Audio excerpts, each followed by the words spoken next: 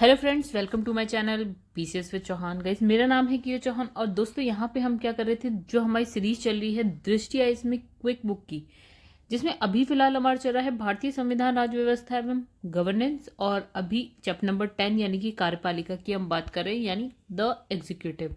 तो दोस्तों एक चीज़ और, यहाँ मेरे आप मेरे व्हाट्सएप नंबर या आप मेरे टेलीग्राम पेज पे मुझसे कांटेक्ट कर सकते हैं, टेलीग्राम पेज ज्वाइन कर सकते हैं। पीडीएफ रिलेटेड कोई हेल्प चाहिए आपको वहाँ से मिल जाएगी। और गाइस, अगर आप मुझसे पूछें कि पॉलिटी के लिए कोई एक बुक या किसी भी सब्जेक्ट के लिए कोई एक बुक जिससे आपको हट के कुछ ना करना पड़े, तो वो है दृष्टि आइज की क्विक बुक। और इसके अलावा अगर मैं बात कहूँ तो घटना चक्र, अगर आप कोई भी वनडे एग्जाम दे रहे हैं या फिर पीसीएस के एग्जाम की अगर प्री की बात करते हैं, बीपीएससी की बात करते हैं, प्री की बात करते हो, घटना चक्र इज इनफ। अगर आप क्वालिफाई करना चाहते हैं तो इससे ज़्यादा अगर आप नहीं भी करेंगे तो मुझे लगता है घटना चक्र इनफ है। घटना चक्र अगर आप देखना चाहते हैं तो आप चैनल की प्लेलिस्ट में जाइए, वहाँ आपको मिल जाएगी। चलिए अब आगे बढ़ते हैं। तो गाइस, हम करते हैं चैप्टर नंबर 10 यानी कि कार्यपालिका द एग्जीक्यूटिव, और यहाँ पे हम बात कर रहे थे संसदीय सरकार की व्यवस्था, और उसमें भी सबसे पहले हमने स्टार्ट किया था संघ की कार्यपालिका। अभी हम पढ़ रहे थे राष्ट्रपति के बारे में, तो राष्ट्रपति के बारे में जितना हमने कर लिया था उससे आगे बात करते। तो गाइस, यहाँ तक हम कंप्लीट कर चुके थे। आगे आते हैं, हम बात करेंगे राष्ट्रपति के पद की रिक्तता। गाइस, अगर आप मेरे चैनल पे नए हैं तो प्लीज़ पहले आप एक दो वीडियोज़ देखिए, अगर आपको पसंद आए तो चैनल को सब्सक्राइब करिएगा। और घटना चक्र की वीडियोस वही मैंने कहा चैनल की प्लेलिस्ट में मिल जाएगी। बाकी दृष्टि आईएएस की जो मैंने सीरीज स्टार्ट करी है, अभी उसमें मैंने बस इंडियन ज्योग्राफी पढ़ा है, अभी हम पॉलिटी कर रहे हैं। ठीक है, आप लोग जो चैनल की प्लेलिस्ट है वहाँ पे जाके अगर देखेंगे तो लाइन से आपको सारे वीडियोस मिल जाएंगे। ठीक है, प्लेलिस्ट मिल जाएगी, उसमें आपको सारे वीडियो मिल जाएंगे। राष्ट्रपति यहाँ हम कर रहे हैं, राष्ट्रपति के पद की रिक्तता की बात करते हैं। देखिए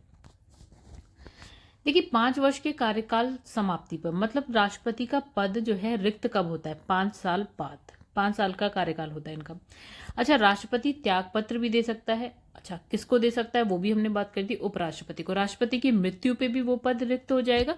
हाँ, महाभियोग की हमने पूरी प्रक्रिया देखी थी। अगर लगता है या उस पर कोई अगर ऐसी बात आती है राष्ट्रपति पे, ठीक है, तो जो है कोई आरोप लगाया जाता है तो महाभियोग की प्रक्रिया चलाई जा सकती है। लोकसभा या राज्यसभा दोनों में से कोई भी स्टार्ट कर सकता है। पद के ग्रहण करने की अर्हता ना रखने पर, मतलब कि अगर इसने कहा है कि भारत का नागरिक होना चाहिए या 35 साल का होना चाहिए, अगर इन सब या जो भी हमारे पास पॉइंट्स हैं, अगर जो भी क्वालिफिकेशन के लिए जो जो पॉइंट्स है, अगर वो नहीं पूरा करता है तो वो पद क्या होगा? रिक्त हो जाएगा। अच्छा, यहाँ पे है निर्वाचन अवैध घोषणा होने पर, मतलब अगर इसमें हो कि निर्वाचन जो हुआ है उस वो अवैध तरीके से हो गया तो ठीक है, तो भी पद जो है रिक्त हो जाएगा। अब देखिए यहाँ पे लिखा है पद रिक्तता की स्थिति में राष्ट्रपति के कार्य का निर्वहन करेगा। सपोज कि राष्ट्रपति अपनी चेयर पे बैठा है, अब इसको हटा दिया गया इस चेयर पे। अब भैया इस चेयर को खाली नहीं रखना है यहाँ पे, अब उसके पद का जो कार्य है, मतलब राष्ट्रपति का जो कार्य है वो कौन करेगा? देखिए अच्छा, पद रिक्त कैसे भी हो सकता है, ऐसा नहीं है इसे हटाने पे, नहीं। बीमार है, मृत्यु हो गई, कहीं घूमने चले गए, घूमने मतलब किसी काम से चले गए, तो कौन करेगा अब राष्ट्रपति की जगह काम? देखिए, राष्ट्रपति की बीमारी हो गई, अनुपस्थिति या अन्य कारणों से अपने पद पर कार्य करने की असमर्थता के कारण क्या होगा? उप राष्ट्रपति के द्वारा कार्य किया जाएगा। मतलब अगर राष्ट्रपति नहीं है, बीमारी की वजह से, अनुपस्थिति की या किसी भी वजह से, तो कौन बैठेगा उसकी चेयर पे? उपराष्ट्रपति। ठीक है, ऐसी स्थिति में अगर हम बात करें तो उपराष्ट्रपति राष्ट्रपति के पुनः पद ग्रहण करने तक कार्य वाहक राष्ट्रपति के रूप में कार्य करेगा। अब देखिए कुछ पॉइंट्स, कुछ वर्ड्स है ना जो हमको पता होने चाहिए। जैसे राष्ट्रपति नहीं है तो उपराष्ट्रपति बैठेगा। अब इस उपराष्ट्रपति को हम क्या बोल रहे हैं? हम बोल रहे हैं कार्यवाहक राष्ट्रपति। ठीक है, राष्ट्रपति नहीं, हम पूरा बोलेंगे कार्यवाहक राष्ट्रपति। ठीक है, चलो। और ये कब तक रहेगा? जब तक राष्ट्रपति आ नहीं जाता। अच्छा, इसने कहा उपराष्ट्रपति के पद रिक्तता की स्थिति में भारत का मुख्य न्यायाधीश कार्यवाहक राष्ट्रपति के रूप में कार्य करेगा। अब फिर देखते हैं, राष्ट्रपति नहीं है तो उपराष्ट्रपति कार्यवाहक राष्ट्रपति के रूप में काम करेगा। आज सपोज कि उपराष्ट्रपति भी नहीं है किसी वजह से, तो कौन बैठेगा राष्ट्रपति की कुर्सी पे? मुख्य न्यायाधीश, यानी कि चीफ जस्टिस ऑफ इंडिया जो है अब कार्यवाहक राष्ट्रपति के रूप में कार्य करेगा। अच्छा, भारत के मुख्य न्यायाधीश की हाजिरी में उच्चतम न्यायालय के वरिष्ठ न्यायाधीश बैठेंगे। मतलब फिर वही वाली बात आ गई कि राष्ट्रपति नहीं है तो उपराष्ट्रपति, ये भी नहीं है तो मुख्य न्यायाधीश, ये भी नहीं है तो कोई उच्चतम न्यायालय का वरिष्ठ न्यायाधीश। तो ये बात याद रखिएगा, इस बहुत इंपॉर्टेंट है।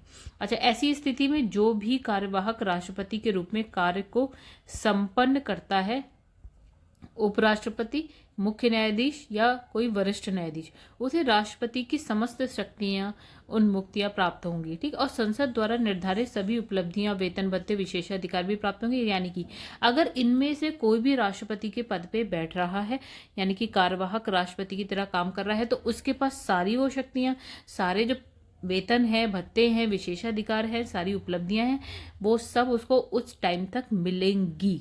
हम मानेंगे भैया यही राष्ट्रपति है तो सब कुछ मिलेगा। ऐसा नहीं है कि ये तो अलग है तो इसको नहीं मिलना चाहिए, तो नहीं, ऐसा नहीं है। राष्ट्रपति का कार्यकाल पूर्ण होने से पहले नया चुनाव हो जाना चाहिए, नहीं तो कार्यकाल समाप्ति के उपरांत भी पुराना राष्ट्रपति अपने पद पर बना रहेगा जब तक कि उसका उत्तराधिकारी अपना पद ग्रहण न कर ले। ऐसी स्थिति में उपराष्ट्रपति को कार्यवाहक राष्ट्रपति के रूप में कार्य करने का अवसर नहीं मिलेगा। देखिए, अब इसने कहा कि सपोज 5 साल पूरे हो गए, तो हम कोशिश करेंगे ये 5 साल पूरे होने से पहले ही, कुछ महीने पहले ही क्या हो जाए कि चुनाव हो जाए, ताकि जैसे ही पहले वाले राष्ट्रपति का 5 साल पूरा हो, अब दूसरे राष्ट्रपति को आके सीट पे बिठा दे। ठीक है, ये चीज मान लीजिए 5 साल पूरा होने के बाद भी मान लेते 5 साल पूरा हो गया, अगला दिन आ गया या उसके अगले 2 दिन, 3 दिन, 4 दिन, 5 दिन, अभी तक राष्ट्रपति नहीं आया, तो वही पुराना वाला राष्ट्रपति जो है बैठा रहेगा, अपना पद नहीं छोड़ेगा। ठीक है, जब तक नया राष्ट्रपति नहीं आ जाता। तो ऐसी स्थिति में अगर नया राष्ट्रपति नहीं आता तो उपराष्ट्रपति को बैठाना चाहिए? नहीं, ऐसी स्थिति में उपराष्ट्रपति नहीं बैठेगा। ठीक है, मतलब वो अपना उत्तराधिकारी का इंतजार करेगा, जैसे उत्तराधिकारी आके अपनी कुर्सी पे बैठ जाएगा वैसी पुराना वाला राष्ट्रपति हटेगा। राष्ट्रपति की शक्तियां क्या है? देखिए राष्ट्रपति की शक्तियां देखिए, यहां लिखा है आपका एग्जीक्यूटिव पावर्स, यानी कि कार्यकारी शक्तियां। और भैया किस तरह की शक्तियां होती है राष्ट्रपति की? एक होती है आपकी लेजिस्लेटिव पावर, यानी कि विधायी शक्तियां होती हैं। और किस तरह की शक्तियां होती है? वित्तीय शक्तियां भी होती हैं राष्ट्रपति के पास, न्यायिक शक्तियां भी होती हैं। चलिए, इतनी शक्तियां हैं और सबके बारे में हम करेंगे बात। ठीक है गाइस, तो एक यहाँ लिखा है राष्ट्रपति की वीटो की शक्ति। ठीक है, एक ये भी हम बात कर लेंगे। देखिए, अभी मैंने सिर्फ पॉइंट्स इसलिए बता दिए ताकि आप लोग को पता हो कि क्या क्या शक्तियों की हम बात करने जा रहे हैं आगे। तो चलिए, इन सब में सबसे पहले राष्ट्रपति की कार्यकारी शक्तियां क्या होती हैं उसकी बात करते हैं। तो देखिए, अब राष्ट्रपति क्या क्या काम कर रहा है। अब देखिए, यहाँ पे लिखा है जो भारतीय संविधान है उसके आर्टिकल 53(1) के तहत क्या होता है, संघ की कार्यपालिका शक्ति राष्ट्रपति में निहित होती है, जिसे वह स्वयं अथवा अपने अधीनस्थ अधिकारियों द्वारा प्रयुक्त करेगा। मतलब ये याद नहीं हो रहा है, कोई बात नहीं, याद रखना। आर्टिकल 53 याद रखिएगा। ये कहता है कि जो संघ है, मतलब हम केंद्र सरकार में केंद्र की बात कर रहे हैं, केंद्र की बात करें, हम राज्य की अभी बात नहीं करें, केंद्र यानी कि पूरे भारत की बात करें, तो संघ की जो कार्यपालिका शक्ति है ना गाइस, ये किस में होती है? राष्ट्रपति में होती है, निहित होती है मतलब। ठीक है, अच्छा, अब वो जो भी काम करता है ना, वो स्वयं की मतलब स्वयं अपनी उसे लगता है कि मुझे किस तरह करना चाहिए, मतलब अपने निर्णय से भी कर सकता है, अपने आप भी कर सकता है, और उसके जो अधीनस्थ अधिकारी हैं उनकी हेल्प से भी वो काम करता है। कौन? राष्ट्रपति। ठीक है, अब दूसरे से लेकर संविधान के आर्टिकल 74 में राष्ट्रपति को मंत्रणा या सलाह देने के लिए एक मंत्रिपरिषद का प्रावधान होता है, जिसका प्रधान कौन होता है? प्रधानमंत्री। मतलब इसने कहा ये बंदा है राष्ट्रपति, अब इसको सलाह देने के लिए, काम करवाने के लिए, अगर उसको कोई सलाह चाहिए, कुछ भी हेल्प चाहिए, तो उसके लिए पूरी की पूरी क्या होती है? एक मंत्रिपरिषद होती है, उसमें बड़े सारे मंत्री होते हैं। ठीक है, अब इस मंत्रिपरिषद का प्रधान कौन है, मतलब मेन बंदा कौन है? वो है आपका प्राइम मिनिस्टर। ठीक है, ये बात कही इसने। ठीक है, तो ये वाला तो अनुच्छेद बिल्कुल याद रखिएगा कि मंत्रिपरिषद, और वो हेल्प करता है राष्ट्रपति की। ठीक है, ये आर्टिकल 74 1 नहीं याद होता है गाइस, कोई बात नहीं, लेकिन आर्टिकल 74 बिल्कुल याद रखिएगा। ठीक है, अब आगे बढ़ जाते हैं। अब लिखा है भारत सरकार के समस्त शासन संबंधी कार्य राष्ट्रपति के नाम से होते हैं। मतलब भारत सरकार का जितना भी शासन संबंधी कार्य होता है ना, जो एक पूरा एक पेपर लिखा जाएगा, फिर यहाँ पे सिग्नेचर होंगे, वो किसके नाम से होंगे? वो होंगे राष्ट्रपति के नाम से। ठीक है, अब इसने कहा भारत का राष्ट्रपति भारत के प्रधानमंत्री की नियुक्ति करता है। प्रधानमंत्री की सलाह पर राष्ट्रपति के द्वारा अन्य मंत्रियों की नियुक्ति भी की जाती है। मंत्रीगण राष्ट्रपति के प्रसाद पर्यंत अपना पद धारण करते। समझिए, मतलब इसने कहा ये हो गया हमारा प्रेसिडेंट और ये हो गया हमारा प्राइम मिनिस्टर। मतलब प्राइम मिनिस्टर की नियुक्ति कौन करता है? राष्ट्रपति। मतलब राष्ट्रपति क्या करता है? प्राइम मिनिस्टर की नियुक्ति करता है। और जो उसकी मंत्री परिषद होती है ना, तो ये जो प्रधानमंत्री है ना, वो बताता है कि भैया मुझे ये आदमी मंत्री के रूप में चाहिए। ठीक है, ये प्राइम मिनिस्टर बता देता है मुझे ये आदमी चाहिए, तो राष्ट्रपति उन्हीं आदमियों की नियुक्ति करता है। मतलब मंत्री परिषद की नियुक्ति भी राष्ट्रपति कर रहा है, लेकिन किसकी सलाह पे कर रहा है? प्राइम मिनिस्टर की। समझ गए आप? मतलब प्राइम मिनिस्टर बता रहे हैं मुझे ये चाहिए, तो राष्ट्रपति नियुक्ति कर दे रहा है। एक बात, अब राष्ट्रपति के प्रसाद पर्यंत तक ये मंत्री रहेंगे। इसका मतलब क्या हुआ कि राष्ट्रपति जब चाहे इन्हें हटा सकता है। अब इसका मतलब ये नहीं गाइस, देखिए प्रसाद पर्यंत की बात हम आगे करेंगे क्या है। राष्ट्रपति जब अपने मन से चाहे तो देखिए ये राष्ट्रपति के हाथ में, वो हटा सकता है, लेकिन अपने ये नहीं है कि कभी भी लिया उठाया और हटा दिया, ये काम राष्ट्रपति नहीं करता है। हाँ, लेकिन हाँ, हटाने का काम मतलब राष्ट्रपति के प्रसाद पर्यंत अपने पद धारण करेगी, मतलब जब तक राष्ट्रपति चाहेगा तब तक। हाँ, एक बात ये मत समझिएगा कि राष्ट्रपति कभी भी उठा देगा। देखिए राष्ट्रपति अपनी कार्यकारी शक्तियों के अंतर्गत प्रधानमंत्री से ऐसे निर्णय का प्रतिवेदन भेजने के लिए कह सकता है जो किसी मंत्री द्वारा लिया गया हो, परंतु मंत्रिपरिषद में इसका अनुमोदन नहीं किया गया हो। मतलब समझ लो ये एक मंत्रिपरिषद है पूरी, इसमें बहुत सारे मंत्री बैठे और यहाँ पे राष्ट्रपति है अपना, ये हो गए अपने राष्ट्रपति, यहाँ पे हो गए पीएम। ठीक है, अब किसी मंत्री ने क्या करा, किसी मंत्री ने क्या किया कि कोई निर्णय का प्रतिवेदन भेजा। ठीक है, मंत्रिपरिषद में अभी नहीं भेजा, प्राइम मिनिस्टर को पता है, तो राष्ट्रपति कहेगा कि राष्ट्रपति क्या करेगा, प्रधानमंत्री से निर्णय का मतलब सपोज देखिए यहाँ पे क्या लिखा है, एक मंत्रिपरिषद है गाइस, बहुत सारे मंत्री हैं, किसी एक मंत्री ने कोई निर्णय लिया, प्राइम मिनिस्टर को बता दिया। ठीक है, बताया, इसको पता चल गया प्राइम मिनिस्टर को, तो यहाँ है प्रेसिडेंट। प्रेसिडेंट क्या जो प्रेसिडेंट यानी कि राष्ट्रपति है, प्राइम मिनिस्टर यानी कि प्रधानमंत्री से जो निर्णय लिया गया उसका प्रतिवेदन भेजने को कह सकता है। मतलब प्राइम मिनिस्टर को अब आके राष्ट्रपति को बताना पड़ेगा। हाँ, अभी जो निर्णय जो भी हमने लिया है वो जो है आपका मंत्रिपरिषद के सम्मुख जो है उसको अनुमोदित नहीं किया गया है। ठीक है, तो आप समझ गए तीसरी बात, नहीं समझे फिर वापस पीछे जाइए, आगे बढ़िए। चलिए यहाँ आगे देखिए, राष्ट्रपति जो है ना अंतर्राष्ट्रीय परिषद का गठन कर सकता है। देखिए एक बात, इंपॉर्टेंट बात, ये जो है अंतर्राष्ट्रीय परिषद का गठन करता है जिससे केंद्र और राज्य या विभिन्न राज्यों के मध्य सहयोग और समन्वय स्थापित हो सके। मतलब केंद्र और जो बहुत सारे राज्य हैं वो या राज्यों के बीच में समन्वय सहयोग के लिए राष्ट्रपति अंतर्राष्ट्रीय नहीं गाइस, अंतर्राज्यीय परिषद बोलते हैं, अंतर्राष्ट्रीय अलग है, अंतर्राज्यीय परिषद का गठन कर सकता है कौन? राष्ट्रपति। तो गाइस ये बहुत इंपॉर्टेंट सी बात हो गई, अंतर्राज्यीय परिषद का गठन कौन करता है? तो ये कर रहा है राष्ट्रपति। अब लिखा राष्ट्रपति अनुसूचित क्षेत्र, अनुसूचित जनजाति क्षेत्र की प्रशासकीय शक्ति रखता है और वह किसी भी क्षेत्र को अनुसूचित क्षेत्र जो है घोषित कर सकता है। सपोज ये भारत है, भारत में मध्य प्रदेश है, मध्य प्रदेश में अगर कोई क्षेत्र है वो कह सकता है, राष्ट्रपति कह सकता है भैया ये अनुसूचित क्षेत्र है। ये काम भी कौन कर सकता है? राष्ट्रपति ही कर सकता है। इस क्षेत्र को अनुसूचित क्षेत्र बोलने का काम या उसे मानने का काम या उसे फाइनल करने का काम कौन करेगा? राष्ट्रपति करेगा, और कौन नहीं कर सकता। ठीक है, मतलब राष्ट्रपति के पास बहुत शक्तियां हैं गाइस, पता ही नहीं चलती।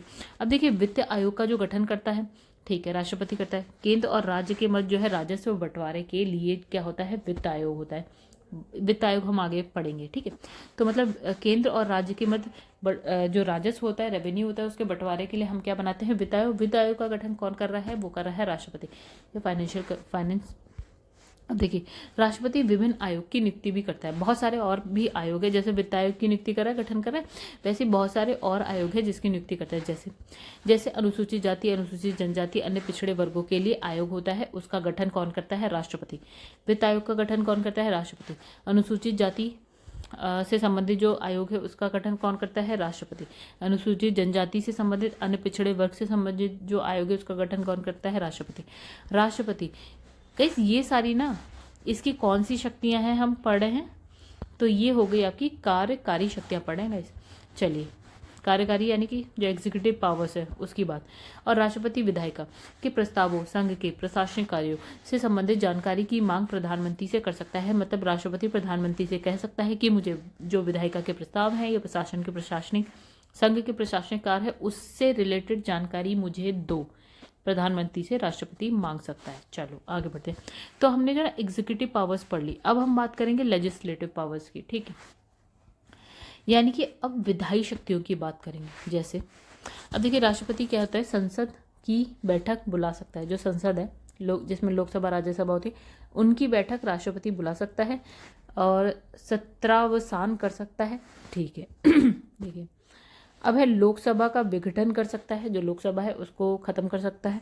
संसद के संयुक्त अधिवेशन का आह्वान कर सकता है। संयुक्त अधिवेशन में कौन होता है गाइस, लोकसभा के भी सदस्य होते हैं, राज्यसभा के भी। ठीक है संसद के संयुक्त अधिवेशन की अध्यक्षता कौन करता है, लोकसभा का अध्यक्ष, है ना, यानी कि स्पीकर करता है। लोकसभा का स्पीकर जो होता है ना वो करता है। कौन करता है, अध्यक्षता करता है संयुक्त अधिवेशन की। ठीक है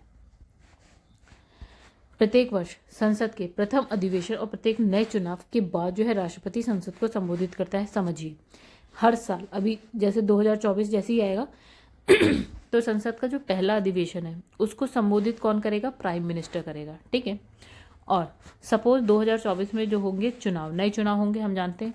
ठीक है तो 2024 में नए चुनाव होंगे तो भी राष्ट्रपति के संसद में सबसे पहले जब लोकसभा आ जाएगी, मतलब जैसे ही सदन बैठेगा तो कौन करता है, क्या बोलते हैं, संबोधित संसद को कौन करता है, राष्ट्रपति करता है। चलो आगे बढ़ते हैं। संसद में लंबित किसी विधेयक के संदर्भ में संसद को संदेश भेजने की शक्ति राष्ट्रपति के पास है। मतलब सपोज कोई बिल आता है, कोई विधेयक आता है और वो क्या है, बहुत समय से लंबित है। ठीक है लंबित है, बहुत समय से उस पर कोई काम ही नहीं हो रहा है, तो उसके लिए भी जो संदेश भेजने का काम है ना संसद को, वो भी कौन करेगा, राष्ट्रपति करेगा। अगर राष्ट्रपति लोकसभा राज्यसभा के अध्यक्ष उपाध्यक्ष के पद रिक्तता की स्थिति में सदन के किसी भी सदस्य को अध्यक्षता सौंप सकता है। सपोज हमारे पास लोकसभा है, लोकसभा में स्पीकर बैठता है, स्पीकर का पद रिक्त है, तो राष्ट्रपति आएगा, कहेगा कि कोई भी सदस्य उठाएगा, कोई भी नहीं, मतलब उसको जो सही लगेगा राष्ट्रपति का वो आके उसको यहाँ पे बिठा देगा। ठीक है लोकसभा में भी राज्यसभा में भी राष्ट्रपति कर सकता है काम। अब लिखा है कि संसद में कुछ विशेष प्रकार के विधेयकों को प्रस्तुत करने के लिए राष्ट्रपति की पूर्वानुमति आवश्यक होती है। मतलब इसने ये कहा कि जब संसद में कोई विधेयक आता है, यानी कि कोई बिल आता है, तो कुछ ऐसे बिल होते हैं जिसमें आपको राष्ट्रपति से पहले पूछना पड़ेगा, अनुमति लेनी पड़ेगी। ठीक है तब उस विधेयक को आप जो है संसद में पेश करेंगे। ठीक है कौन कौन से विधेयक होते हैं वो, किसी राज्य की सीमा में परिवर्तन, जैसे आप कोई राज्य की सीमा में परिवर्तन कर रहे हैं, जैसे उत्तर प्रदेश है, उसकी जो सीमा बॉर्डर में परिवर्तन करना है तो पहले आपको राष्ट्रपति के पास जाना पड़ेगा अनुमति के लिए। वो अगर कह दे हाँ, तब आप विधेयक को जो है आप संसद में ला सकते हैं, चाहे लोकसभा चाहे राज्यसभा। इसने कहा नए राज्यों के गठन के लिए विधेयक होगा तो भी आपको राष्ट्रपति के पास पहले जाना पड़ेगा। ऐसे विधेयक जिसके अधिनियमित किए जाने पर भारत की संचित निधि से व्यय करना पड़े, मतलब ऐसे कोई अधिनियम आ जाए जिसको आगे बढ़ाने के लिए हमें जो संचित निधि है ना उससे व्यय करना है, तो उसके लिए भी उस विधेयक या अधिनियम के लिए भी आपको पहुंचना पड़ेगा, है ना। फिर ऐसे कराधान से संबंधित विधेयक, ठीक है कराधान मतलब क्या होता है, टैक्सेशन, अच्छा, जिससे राज्य का हित जुड़ा हो उसके लिए भी, जिससे राज्य या जिससे कृषि आय की परिभाषा में परिवर्तन आता हो, ठीक है, को धन वितरित किया जाता हो। राज्य के विधेयक जो व्यापार वाणिज्य की स्वतंत्रता को प्रभावित करता है उसके लिए भी पहले आपको पहुंचना पड़ेगा राष्ट्रपति के पास ऐसे विधेयक को लेकर। ठीक है समझ गए होंगे। यदि कोई विधेयक संसद द्वारा पारित होकर राष्ट्रपति के पास भेजा जाता है तो वह उसे स्वीकृति दे सकता है, अपनी स्वीकृति सुरक्षित रख सकता है, विधेयक को संसद के पुनर्विचार के लिए लौटा सकता है। मतलब समझिए ये है हमारे पास लोकसभा, ये है हमारे पास राज्यसभा, ठीक है, ये बैठा है हमारे पास प्रेसिडेंट। ठीक है तो वैसे इसका कलर थोड़ा चेंज करा जाए। तो देखो यहाँ पे विधेयक हो गया पास, लोकसभा में राज्यसभा में भी हो गया पास। अब ये विधेयक यानी कि बिल पहुंच गया राष्ट्रपति के पास। अब राष्ट्रपति उसको हाँ भी कह सकता है, पास कर दिया उसने, और अपने पास भी रख सकता है, मतलब ना हाँ कह रहा है ना कह रहा है, अपने आप अपने पास ने क्या करा, सुरक्षित रख लिया। या फिर ये कहेगा एक काम करो, लोकसभा में वापस भेजेगा, कहेगा भैया इस विधेयक में ये पॉइंट्स गलत हैं, मुझे सही नहीं लग रहा है, उसको चेंज करिए, यानी कि आप इस पर पुनर्विचार करिए। ठीक है उसके बाद ये सब प्रोसेस करके वापस भेजिए। ठीक है तो यानी कि ये 3 काम कर सकता है, यानी कि उसको स्वीकृति भी दे सकता है, उसको सुरक्षित भी रख सकता है, या पुनर्विचार के लिए भेज सकता है। चलो आगे बढ़ते हैं। अब इसने कहा जो धन विधेयक है ना वो राष्ट्रपति जो है संसद के पुनर्विचार के लिए नहीं भेज सकता। मतलब जो धन विधेयक ये सब क्या होता है गाइस, ये हम आगे देख लेंगे। ठीक है दोस्तों चलिए, तो मतलब धन विधेयक की जब हम बात होती है तो उस पर वो राष्ट्रपति स्वीकृति दे सकता है, उसको सुरक्षित कर सकता है, लेकिन पुनर्विचार के लिए नहीं भेजता है। क्यों नहीं भेजता है इसकी बात हम तब करेंगे जब हम धन विधेयक पढ़ेंगे। ठीक है। अच्छा, यहाँ पे समझ लीजिए पुनर्विचार के लिए इसलिए नहीं भेजता है क्योंकि जब ये है लोकसभा, ये है राज्यसभा, ये बैठा है प्रेसिडेंट, धन विधेयक लाने से पहले लोकसभा या राज्यसभा में लाने से पहले ही हमें पहले अनुमति किसकी लेनी होती है? प्रेसिडेंट की लेनी होती है, तब वो आता है लोकसभा राज्यसभा में। तो जब प्रेसिडेंट पहले ही अनुमति दे चुका है तो भैया वो वापस से पुनर्विचार के लिए क्यों भेजेगा? नहीं भेजेगा। तो पुनर्विचार वाली कहानी हो जाती है यहाँ पे खत्म। ठीक है, आगे बढ़ जाते हैं। अब लिखा है जब किसी राज्य के राज्यपाल यानी कि जो क्या होता है गवर्नर्स द्वारा कोई विधेयक राष्ट्रपति के विचारार्थ भेजा जाता है तो ऐसी स्थिति में राष्ट्रपति विधेयक पर अपनी स्वीकृति दे सकता है, स्वीकृति सुरक्षित रख सकता है। राज्यपाल के निर्देशित करके विधेयक वापस विधायिका के पास पुनर्विचार के लिए लौटा सकता है। समझिए अब ये बात। अब हम बात करते हैं एक राज्य की। राज्य में समझ लेते हैं, मान लेते हैं यूपी है, यूपी उत्तर प्रदेश। तो उत्तर प्रदेश में हमारे पास क्या है? विधानसभा है, हमने कह दिया विधान परिषद है। मतलब कोई राज्य, मतलब देखिए राज्य कोई भी राज्य है, हमने कह दिया यहाँ पे क्या है? एक विधानसभा है, विधानसभा, यहाँ हमने कह दिया विधान परिषद है। ठीक है, और यहाँ बैठा है जैसे लोकसभा राज्यसभा के बाद प्रेसिडेंट बैठा होता है, यहाँ पे विधानसभा विधान परिषद। देखिए विधान परिषद हर राज्य में नहीं होती है, जिस राज्य में होती है हम उसकी बात कर ले रहे हैं। ठीक है, और तो देखिए यहाँ पे विधानसभा विधान परिषद और गवर्नर यानी कि राज्यपाल। ठीक है, और संघ में क्या होता है? केंद्र में क्या होता है? आपके पास लोकसभा होती है, राज्यसभा होती है और प्रेसिडेंट होता है। ठीक है, लेकिन यहाँ पे क्या है? विधानसभा विधान परिषद और गवर्नर। अब देखिए, अब यहाँ पे जो है विधेयक पास हो गया, यहाँ पे भी पास हो गया, अब ये पहुंचा गवर्नर के पास। अब भाई गवर्नर पे ऐसी शक्ति होती है ना कि वो उस विधेयक को राष्ट्रपति के विचार के लिए भेज सकता है। अब यहाँ राष्ट्रपति क्या क्या काम कर सकता है? राष्ट्रपति उसको स्वीकृति भी दे सकता है, कह देता है हाँ ठीक है सब कुछ, चलो आगे बढ़ाओ काम। एक वो क्या उसको सुरक्षित रख सकता है, ना हाँ कह रहा है ना कह रहा है, अपने पास रख लिया उनने। एक उसने कह दिया कि भैया पुनर्विचार वाली बात, कि वो वापस भेज देगा और कहेगा भैया वापस से पुनर्विचार करिए। ठीक है, मतलब राष्ट्रपति क्या करेगा? स्वीकृति दे सकता है, सुरक्षित रख सकता है और पुनर्विचार के लिए लौटा सकता है। चलो आगे बढ़ जाते हैं। तो देखिए यहाँ एक नोट लिखा है, राज्य विधायिका द्वारा पुनर्विचार के पश्चात भेजे गए विधेयक पर राष्ट्रपति स्वीकृति देने के लिए बाध्य नहीं है। ठीक है, मतलब इसने कहा कि अब देखिए फिर से देखते हैं, विधानसभा है, विधान परिषद है मान लेते हैं, यहाँ पर गवर्नर है। अब क्या होगा? जो प्रेसिडेंट ने जो पुनर्विचार के लिए भेजा था, अब यहाँ पे पुनर्विचार करके वापस से विधेयक जब आ गया राष्ट्रपति के पास, अब राष्ट्रपति बाध्य है उसको हाँ कहने के लिए? नहीं, अभी भी इसने कहा कि राष्ट्रपति स्वीकृति देने के लिए बाध्य नहीं है, ये राष्ट्रपति का मन है अपने ऊपर। ठीक है, अब देखिए राष्ट्रपति आर्टिकल 123 1 2 3 देखिए सिंपल है 1 2 3 के तहत अध्यादेश जारी कर सकता है। ठीक है, अध्यादेश संसद की पुनः बैठक के 6 हफ्ते, मतलब पुनः बैठक के 6 हफ्ते के भीतर संसद द्वारा अनुमोदित किया जाना चाहिए और राष्ट्रपति अपने अध्यादेश को किसी भी समय वापस ले सकता है। अब ये बैठा है प्रेसिडेंट। ठीक है, अब क्या हो रहा है कि किसी भी वजह से ना संसद के जो सदन है ना, लोकसभा राज्यसभा, उसकी बैठक नहीं हो पा रही, और हमने कहा यार कोई चीज़ है जिस पे हमें बिल लाना है या हमें जिस पे कानून लाना है, तो भैया अब जब संसद की बैठक ही नहीं हो पा रही तो ये कानून हम लाएं कैसे? और बहुत इंपॉर्टेंट है ये कानून लाना तुरंत। ठीक है, तो राष्ट्रपति क्या कर सकता है ना, ये कानून बना सकता है। ठीक है, बना दिया, उसको हम बोलते हैं अध्यादेश। वो उसमें ना देखिए लोकसभा राज्यसभा की जरूरत नहीं होती, प्रेसिडेंट खुद से ये अध्यादेश मतलब कानून बना सकता है, बिल ला सकता है कानून जैसा। ठीक है, तो हम उसको बोलते हैं राष्ट्रपति। मतलब किसी विषय पे कानून बनाना बहुत ही जरूरी है और लोकसभा राज्यसभा की बैठक नहीं हो रही है किसी वजह से, तो राष्ट्रपति ला सकता है। किस आर्टिकल के तहत लाएगा? 1 2 3 अध्यादेश लाता है। कौन लाता है? राष्ट्रपति लाता है। तो गाइस ये आर्टिकल याद रट लीजिए। ठीक है, अब देखिए अब ये अध्यादेश तो ले आया राष्ट्रपति, ठीक है, मतलब एक कानून सा कुछ बन गया। लेकिन अब क्या होता है ना, जब भी लोकसभा राज्यसभा की बैठक होगी, जब भी होगी फ्यूचर में, तो पहले 6 हफ्ते में जो ये अध्यादेश आया उस पे इनकी स्वीकृति चाहिए ही चाहिए, यानी कि अनुमोदित हो जाना चाहिए ये अध्यादेश। अगर नहीं होता है तो अध्यादेश खत्म हो जाएगा। ठीक है, मतलब जब भी हो लोकसभा राज्यसभा की बैठक, अध्यादेश को अनुमोदित करना पड़ेगा 6 हफ्ते के अंदर। नहीं हो पाया तो खत्म हो जाएगा, एक चीज।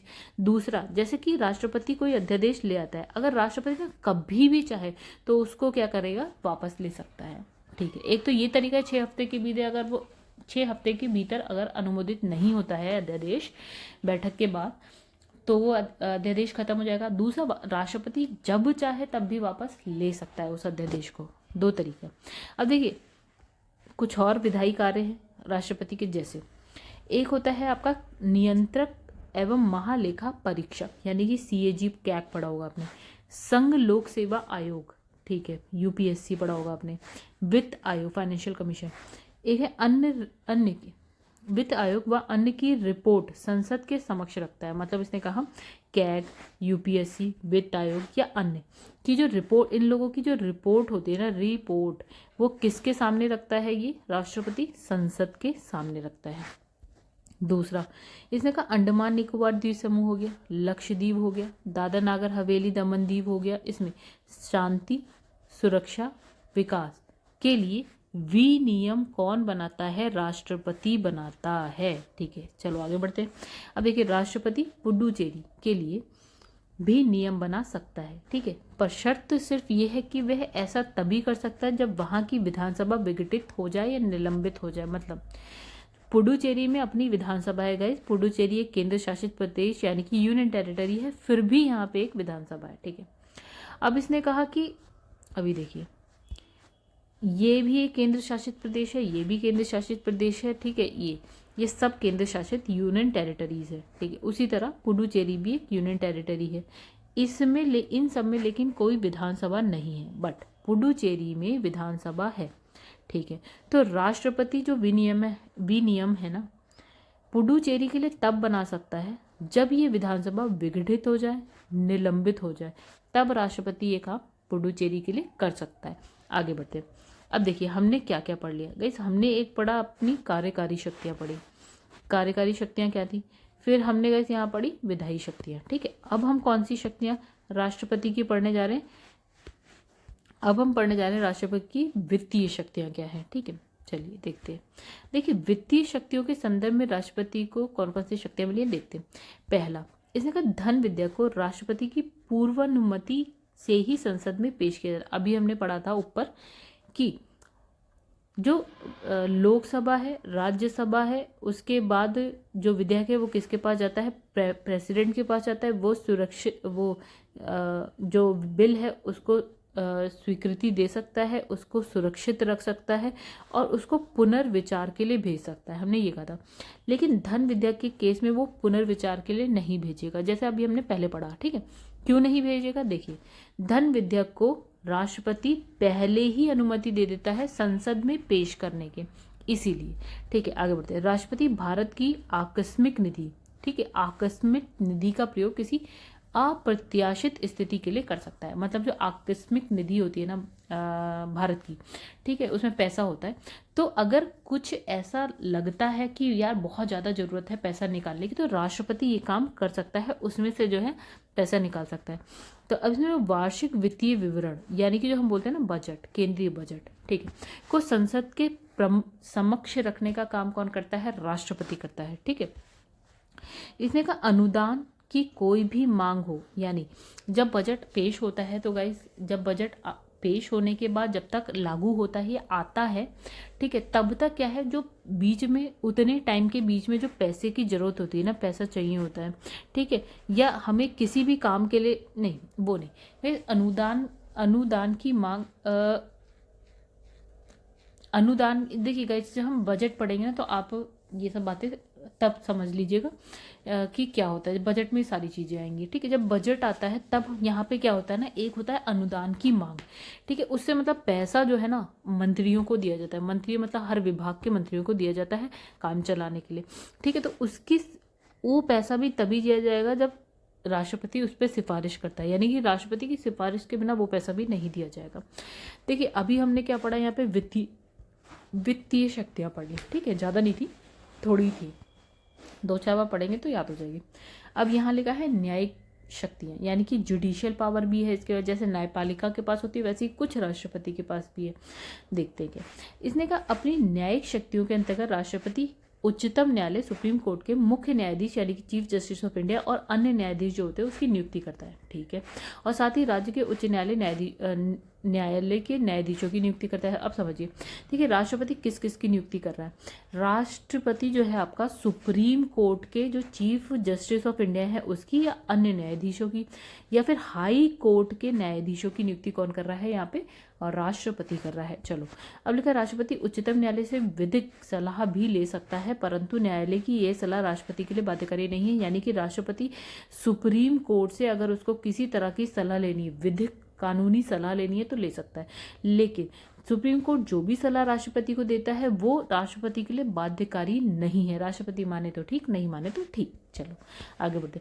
अब आर्टिकल 72 के तहत क्या होता है, किसी अपराध के लिए दोष सिद्धि व्यक्ति को जो है राष्ट्रपति क्षमा दंडादेश का निलंबन, प्राण दंड स्थगन, राहत, माफी प्रदान कर सकता है। ऐसे मामले निम्नलिखित हैं जिसमें राष्ट्रपति के पास ऐसी शक्ति होती है। मतलब ये है कि सपोज न्यायालय ने किसी बंदे को क्या है अपराधी घोषित कर दिया और उसको दंड दे दिया, ठीक है, तो राष्ट्रपति क्या कर सकता है, आर्टिकल 72, वेरी इंपॉर्टेंट, ये आर्टिकल याद रखिएगा, 72 याद रखिएगा, ठीक है। तो राष्ट्रपति क्या कर सकता है, उस व्यक्ति को क्षमा कर सकता है, उसको उसका क्षमा या फिर जो दंडादेश है उसका निलंबन कर सकता है, खत्म कर सकता है।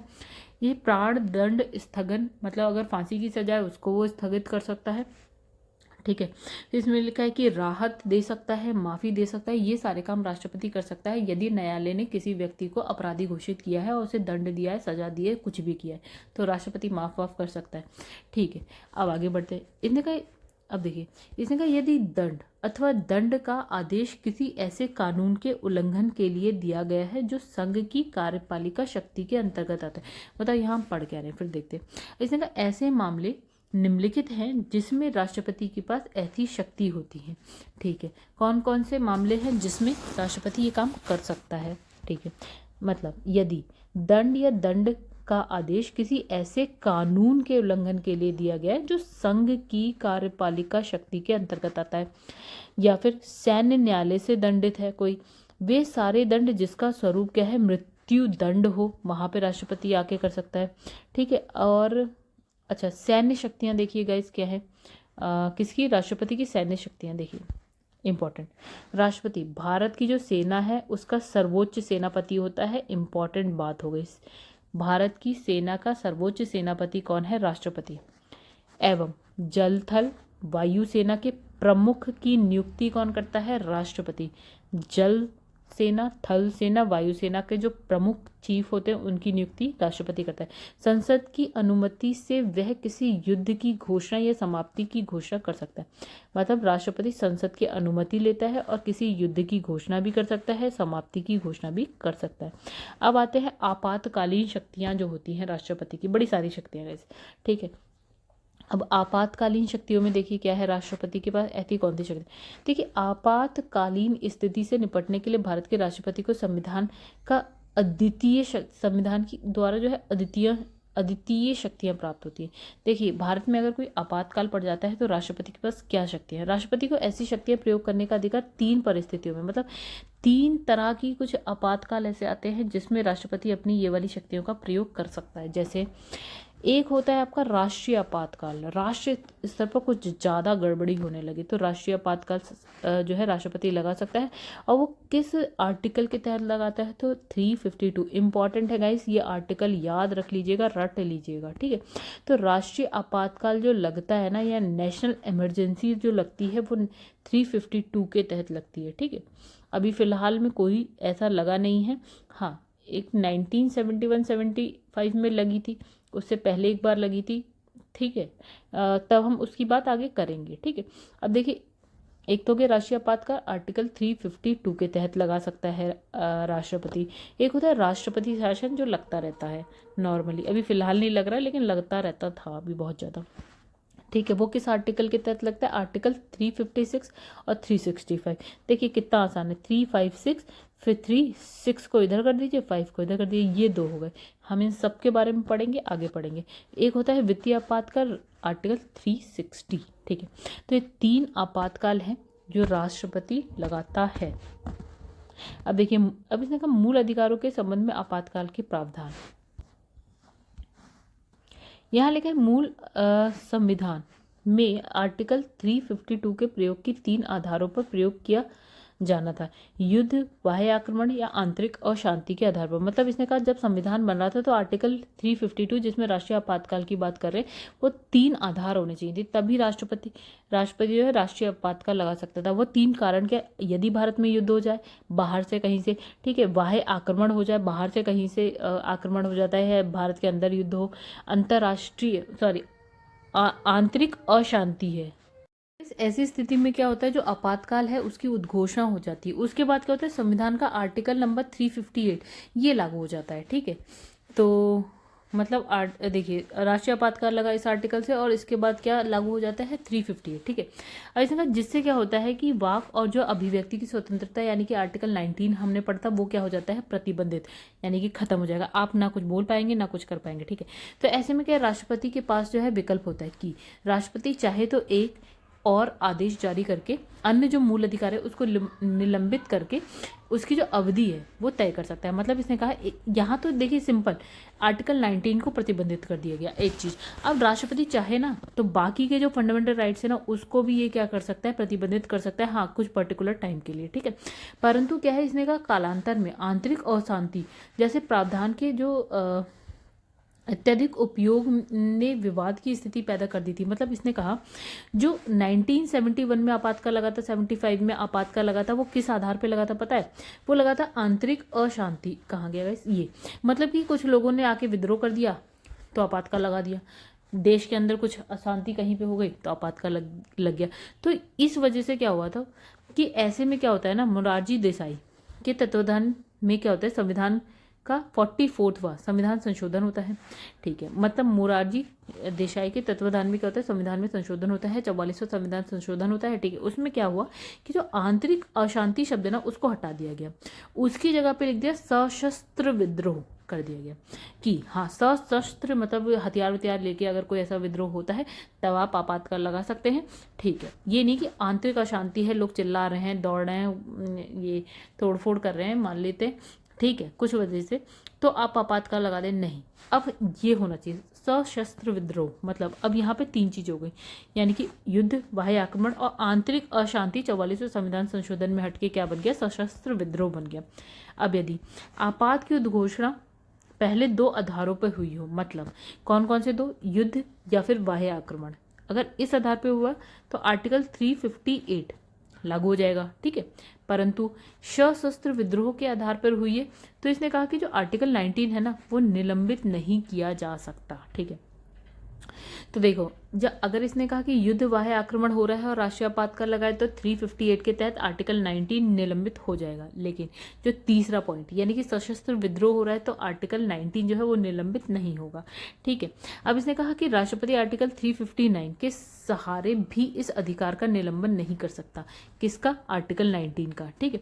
अब इसने कहा आर्टिकल 359 के तहत वह आदेश जारी कर यह जरूर बता सकता है कि और कौन कौन से मूल अधिकार राष्ट्रीय आपातकाल के समय कितनी अवधि तक निलंबित रहेंगे। मतलब इसने कहा कि जब सिंपल युद्ध और बाह्य आक्रमण के टाइम ये वाला आएगा, आर्टिकल 358 के तहत लागू होगा, और इसमें कहा कि और आर्टिकल 19 जो है निलंबित हो जाएगा, ठीक है। लेकिन अगर सशस्त्र विद्रोह है तो आर्टिकल 19 निलंबित नहीं होगा। अब हम बात करें, अगर यहाँ हमने बात की 358 की, 359 में क्या होता है कि निलंबित नहीं होगा, ठीक है। राष्ट्रपति जो है आर्टिकल 19 को निलंबित नहीं करेगा। इसने कहा 359 के तहत वह आदेश जारी कर सकता है कि जो बाकी फंडामेंटल राइट्स है ना उसको हम निलंबित कर दें और कितने समय तक कर सकते हैं। अब इसने कहा परंतु जो इसने कहा आर्टिकल 20, देखिए फंडामेंटल राइट्स में 2 आर्टिकल ये हैं, आर्टिकल 20-21 ये कभी भी निलंबित नहीं होंगे, ठीक है। इसकी बात हम तब भी कर चुके थे जब हम फंडामेंटल राइट्स पढ़ रहे थे। अब देखिए राष्ट्रपति कहते हैं उसके पास एक शक्ति होती है वीटो पावर होती है राष्ट्रपति के पास। समझते क्या है ये, इसने लिखा है सामान्यतः हर देश में कार्यपालिका के प्रमुख को ये शक्ति दी जाती है। अभी हमने कहा कार्यपालिका का प्रमुख कौन हो गया, राष्ट्रपति, ठीक है, ठीक है। जितने भी कार्य होते हैं राष्ट्रपति के नाम से होते हैं। तो इसने कहा कि हर देश में क्या होता है, कार्यपालिका के जो प्रमुख होते हैं ना उसको वीटो पावर दी जाती है, ठीक है। कि वह विधायिका द्वारा पारित विधेयक को अधिनियमित बनने से रोक सके। मतलब समझिए वीटो पावर में क्या है कि सपोज विधायिका कोई बिल को पास करवा दिया, और क्या मतलब वो बिल आया, अब राष्ट्रपति के पास वीटो पावर है कि वो इस बिल को हाँ भी कह सकता है, ना भी कह सकता है, पुनर्विचार के लिए भेज सकता है, जो भी है, ठीक है। तो राष्ट्रपति का अधिकार है कि बिल को अधिनियम, उसे लगता है बिल अधिनियम बनना चाहिए तो बनने देगा, नहीं लगता तो नहीं बनने देगा। ये इसके पास पावर है वीटो की, ठीक है। तो इसने कहा कि ये शक्ति 2 कारणों से दी जाती है। 2 कारण देखिए, यदि विधायिका कोई ऐसा कानून बना दे जो संविधान के मूल भावना के विपरीत हो तो इसे रोका जा सकता है। मतलब अगर संविधान का उल्लंघन कर रहा है, मूल भावना के विपरीत अगर विधायिका जो है कोई कानून बना रही है तो राष्ट्रपति इसको रोक देगा। दूसरा इसने कहा यदि विधायिका ने कानून के कुछ पक्षों पर पर्याप्त विचार विमर्श ना किया हो, जल्दबाजी से उसे पारित कर दिया हो, तो भी ये कर सकते हैं। मतलब अगर कोई बिल आए, बिल के हर पॉइंट पे विचार विमर्श अगर विधायिका ने नहीं किया है, ठीक है, और जल्दबाजी में उसे पास करा हो, तो भी राष्ट्रपति आके वहाँ पे अपना रोक सकता है बिल को आगे बढ़ने से, मतलब कानून बनने से रोक सकता है। अब देखिए संविधान के अनुच्छेद 111 के अंतर्गत विधेयक के संदर्भ में राष्ट्रपति के पास 3 विकल्प होते हैं। देखिए अब कौन सा आर्टिकल है, 111। अब राष्ट्रपति के पास जब बिल जाता है ना तो उसके बाद 3 पॉइंट्स होते, 3 विकल्प मतलब ऑप्शन होते हैं कि राष्ट्रपति उस बिल पे क्या क्या कर सकता है। पहला, उस बिल को हाँ कह सकता है, यानी कि उस बिल को सहमति दे सकता है। दूसरा, उस बिल को बिल पर जो अपनी सहमति है ना उसको सुरक्षित रख सकता है, जो अभी हमने 3 बातें पढ़ी थी।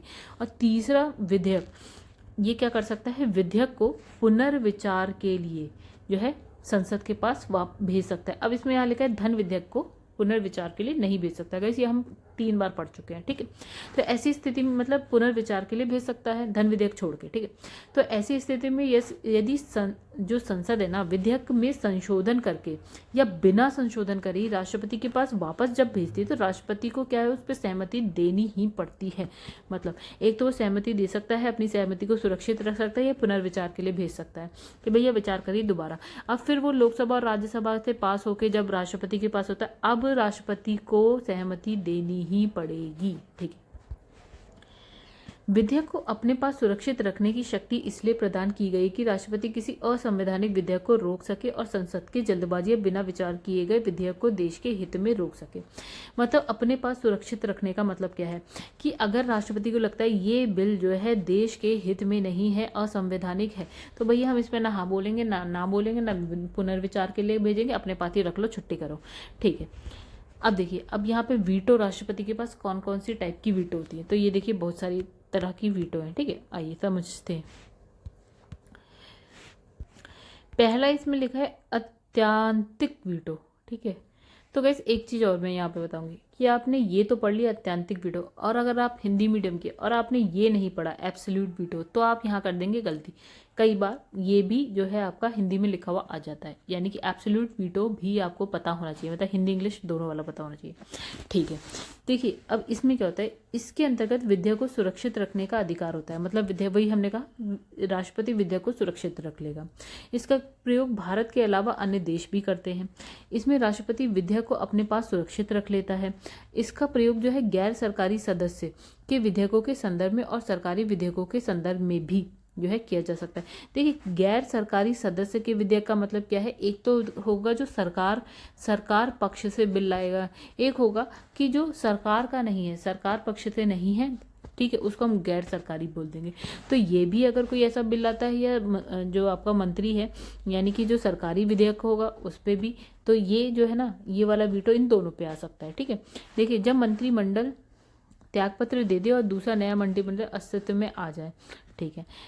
इसने कहा कि इसका प्रयोग जो है ना गैर सरकारी सदस्यों के विधेयकों के संदर्भ में, सरकारी विधेयक के संदर्भ में भी किया जा सकता है, यानी कि दोनों के संदर्भ में जो है अत्यंतिक वीटो आ सकता है। एक बात, एब्सोल्यूट वीटो आ सकता है। अब देखिए, अब दूसरा होता है विशेषित वीटो, यानी कि आपका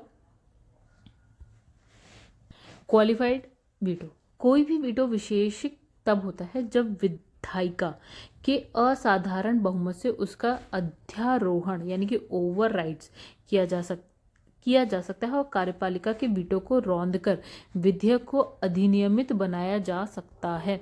ठीक है, इस वीटो का प्रयोग अमेरिका के राष्ट्रपति द्वारा किया जाता है, परंतु भारत के राष्ट्रपति के द्वारा इसका प्रयोग नहीं किया जाता है।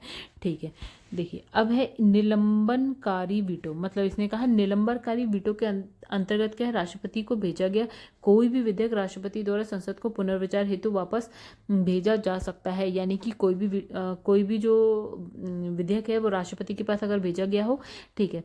संविधान संशोधन, धन विधेयक, इन दोनों को छोड़ दीजिए आप। ठीक है, यानी कि अभी तक हमने धन विधेयक की बात करी थी, अब यहाँ हम संविधान संशोधन विधेयक की भी बात करें। इन दोनों को अगर हम छोड़ दें और विधेयक को राष्ट्रपति के पास भेजे तो राष्ट्रपति जो है ना उसे पुनर्विचार के लिए संसद के पास भेज सकता है। ठीक है, इसका प्रयोग भारत के अलावा क्या है, अन्य देश भी करते हैं। किसका, इस वाले का सस्पेंसिव वीटो का प्रयोग भारत भी करता है, भारत के अलावा अन्य देश भी करते हैं। यदि संसद विधेयक पर पुनर्विचार करने के बाद संशोधन करके या बिना संशोधन के राष्ट्रपति के पास फिर से विधेयक को भेज देती तो राष्ट्रपति उस पर सहमति देने के लिए हो जाता है बाध्य। मतलब इसने कहा कि लोकसभा राज्यसभा से जो विधेयक है वो राष्ट्रपति के पास चला गया, राष्ट्रपति ने इसे पुनः विचार के लिए भेज दिया, इसने उस विधेयक में सपोज संशोधन किया भी है या नहीं भी किया और वापस से राष्ट्रपति के पास भेजिए, तो अब राष्ट्रपति जो है ना बाध्य है कि उस पर सहमति देगा ही देगा। ठीक है, अब देखिए यहाँ पे है आपका पॉकेट वीटो। पॉकेट वीटो में क्या होता है, जब राष्ट्रपति विधेयक को अपने पास ही रहे अर्थात अपनी सहमति या असहमति कुछ ना दे। मतलब इसने कहा कि कोई विधेयक राष्ट्रपति के पास आ गया लोकसभा राज्यसभा से पास होके, तो राष्ट्रपति ने ना उसमें सहमति दी ना असहमति दी, अपने पास ही रख लिया, भूल गए। ठीक है, तो इस मामले में भारत का राष्ट्रपति अमेरिका के राष्ट्रपति से अधिक शक्तिशाली है, क्योंकि अमेरिका के राष्ट्रपति को मात्र 10 दिन के लिए जो विधेयक को रोक सकता है, परंतु भारत का राष्ट्रपति इसका उसमें टाइम नहीं दिया है। मतलब इसने कहा कि हमारा जो राष्ट्रपति है अमेरिका के राष्ट्रपति से ज़्यादा जो है ना इसमें जो है ना शक्तिशाली हो गया। क्यों, क्योंकि अमेरिका के जो राष्ट्रपति है उसके पास एक क्या है, उसके बाद बाध्यता है कि 10 दिन में उसे हाँ या ना में जवाब देना पड़ेगा, यानी कि सहमति या असहमति में से कुछ ना कुछ बताना ही पड़ेगा। लेकिन अगर हम इंडिया के राष्ट्रपति के पास करें तो वो पॉकेट वीटो में क्या करेगा ना, उसे सहमति देनी है तो दे देगा, नहीं देनी है तो वो जब तक चाहे अपने पास रख लेगा, बिल्कुल खराब होने देगा, सड़ने देगा। ठीक है, तो चलिए यहाँ लिखा राष्ट्रपति की वीटो शक्ति से संबंधित महत्वपूर्ण तथ्य। यहाँ पे लिखा 1954 में तत्कालीन राष्ट्रपति यानी कि 1954 में राष्ट्रपति कौन थे, डॉक्टर राजेंद्र प्रसाद। उनके द्वारा क्या है, पेप्सू आत्यंतिक विनियोग विधेयक पर अपनी स्वीकृति को रोककर रखा। ठीक है, अर्थात अत्यंतिक वीटो का प्रयोग किया और कारण ये था कि उस समय जो है ना पेप्सू राज्य में राष्ट्रपति शासन लगा हुआ था। मतलब देखिए यहाँ पे क्या लिखा है, कौन से वीटो का यूज किया इसने, अत्यंतिक वीटो का। देखिए कौन सा वीटो था, ये रहा जो सबसे पहला वाला वीटो ना, उसकी बात यहाँ पे करी गई। मतलब इसने कहा ये वीटो कब यूज हुए हैं, तो देखिए 1954 में पहला हो गया जब पेप्सू एक विधेयक आया था, पेप्सू अत्यंतिक विनियोग वीटो। ठीक है, Patiala and east Punjab state union, तो इस पर एक वीटो आया था, मतलब वो विधेयक आया था जिसको राष्ट्रपति ने क्या है, आत्यंतिक वीटो यानी कि रोक कर रख रखा था। मतलब इसमें ना सहमति दी ना असहमति दी, आ गई वो पड़ा था। क्योंकि क्या होता है कि उस समय क्या होता है, पेप्सू जो राज्य थे ना, यानी कि ये वाला जो था स्टेट था, इसमें राष्ट्रपति शासन लगा हुआ था। ठीक है, तो राष्ट्रपति ने रोक दिया। आई थिंक एक वो आया क्या 1991 में राष्ट्रपति द्वारा क्या होता है, आर वेंकट रमन द्वारा संसद सदस्यों के वेतन। देखिए अब यहाँ पे 1991 राष्ट्रपति थे आर वेंकट रमन, इन्होंने क्या किया, संसद सदस्य के वेतन भत्ते पेंशन संशोधन विधेयक पर क्या है, आत्यंतिक वीटो का प्रयोग किया। ठीक है, परिस्थिति ये थी कि विधेयक जो है संसद द्वारा राष्ट्रपति की पूर्व सिफारिश प्राप्त किए बिना ही पेश किया गया था।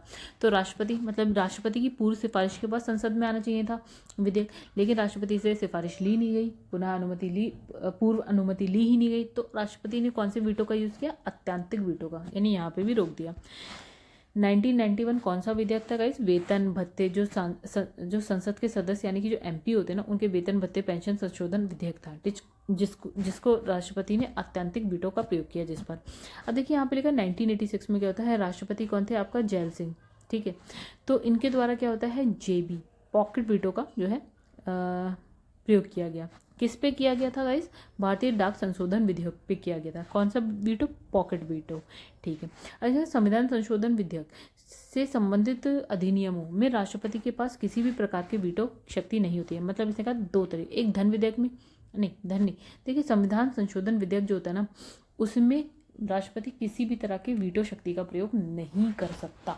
चलो इतनी सी बात, इंपॉर्टेंट बात थी गाइस, वैसे तो बहुत ही अलग, बहुत ही इंपॉर्टेंट बात है, तो इस पर इंपॉर्टेंट लिख दीजिएगा। अब देखिए, राज्य विधायिका के संदर्भ में राष्ट्रपति की वीटो शक्ति। तो दोस्तों मुझे लगता है कि ये वाला राष्ट्रपति के निर्देश जारी करने, चलिए वीटो शक्ति काफ़ी बड़ा हो गया गाइस ये। चलिए इस वीडियो को यहीं पे एंड करते हैं और हम अब मिलेंगे नेक्स्ट वीडियो में, और उसके बाद हम यहाँ से स्टार्ट करेंगे अपनी नेक्स्ट वीडियो में, क्योंकि वीडियो जो है ना काफ़ी लंबी हो गई है, समझाते समझाते जो है वीडियो काफ़ी लंबी हो जाती है गाइस। अगर आपको वीडियो पसंद आए तो लाइक जरूर करिएगा, एंड चैनल को अभी तक आपने सब्सक्राइब नहीं किया है तो चैनल को सब्सक्राइब कर लीजिएगा, कमेंट करके जरूर बताइएगा आपको कैसी लगी। और व्हाट्सएप नंबर और मैंने अपने टेलीग्राम पेज के बारे में बताया है, अगर आपको कोई हेल्प चाहिए तो वहाँ मिल जाएगी आपको, ठीक है, 101%, ठीक है। तो गाइज चलिए फिर यहाँ पे इस वीडियो को एंड करते हैं, नेक्स्ट वीडियो में मिलेंगे। और एक चीज़ और गाइज, घटना चक्र की वीडियोस के बारे में मैंने आपको बताया है, आप चैनल की प्लेलिस्ट में जाइए, वहाँ पे आपको मिल जाएंगी।